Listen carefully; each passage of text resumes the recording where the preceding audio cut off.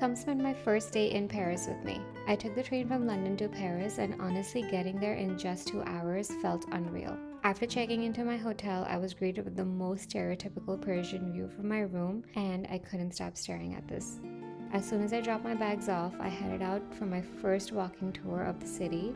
It's honestly my favorite way to explore a new place because you get to learn so much about the history, architecture, and little details you'd normally walk right past. After the tour, I picked up some snacks and had the cutest little picnic by the Seine River with Notre Dame right in front of me. Even though I was exhausted, I had to end the night with the Eiffel Tower sparkling. Since this was my second time in Paris, I wanted to slow down a little and actually enjoy the city at a more relaxed pace. I started the morning with brunch, which I rarely ever do while traveling, but Paris just feels like the kind of city where you're supposed to take your time. After that, I spent some time wandering through the streets, window shopping, and stumbling across the prettiest little stores. Eventually, I made my way to Nose, which has one of the most beautifully curated fragrance collections ever. Then it was time to visit the Arc de Triomphe and walk down Champs-Élysées, which honestly feels so iconic no matter how many times you see it. Finally stopped into Longchamp to buy the tote bag I've been eyeing for the longest time.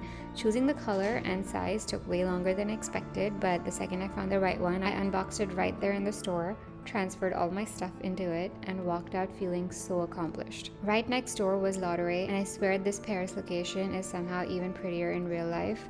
Stopped in for a quick bite, and as always, it did not disappoint. Later in the evening, I headed to Montmartre for a walking tour. I wandered through the dreamiest cobblestone streets, past iconic little corners and cafes, and slowly made my way up the hill towards Sacré-Cœur. The tour guide explained so much about the history and charm of the area, and the view from the top was absolutely worth the climb. By the end of the day, I was starving, so I headed to Pink Mama. I didn't have any reservations, which meant waiting in line for over an hour, but honestly, I would do it all over again. The vegetarian food there is incredible, genuinely one of the best pizzas and pastas I've ever had, and of course, I had to end the night with tiramisu. One thing Paris is known for is its vintage flea markets, so that's exactly how I started my day. First, I explored this market, which was filled with the most beautiful antiques, vintage art, home decor, and honestly some of the coolest furniture pieces I've ever seen. Every corner felt like stepping into a different time period. Then I walked over to this market, which had even more vintage treasures, art, and unique little finds. There are so many flea markets around Paris, and I genuinely think visiting at least one of these is such a fun experience, even if you're just browsing. After spending hours wandering through the market, I had some time before my evening plans, so I took the train back to the city and slowed things down a little bit. I found a little cafe, ordered a crepe and a coffee, and just sat there people watching for a while, which honestly might be one of my favorite things to do in Paris. But the absolute highlight of this trip had to be the Seine River cruise. Seeing Paris from the water at night felt so magical. I floated past all the historic buildings beautifully lit up along the river, and the entire experience felt so peaceful and romantic. And right before the night ended, I got to see the Eiffel Tower sparkle one last time at midnight. Honestly, it was a perfect way to end the day. My last morning in Paris started on the sweetest note. I stopped by this little boulangerie right next to my hotel and picked up this sugar-coated pastry stick that was honestly so simple but so good.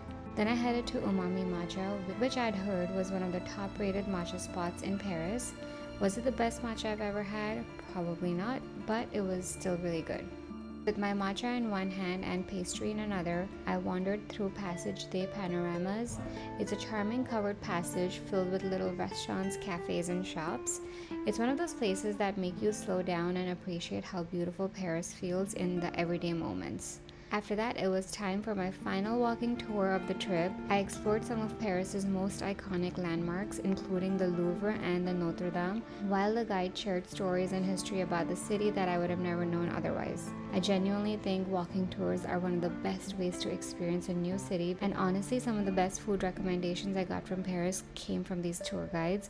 One of them told me about this falafel spot that ended up being incredible, and another recommendation led me to one of the best gelato spots I tried during this trip.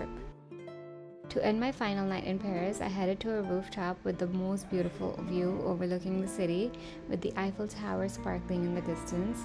I sat there with a drink in hand, taking it all in, and honestly, it felt like the perfect ending to this trip. Thank you so much for following along on my Paris adventures.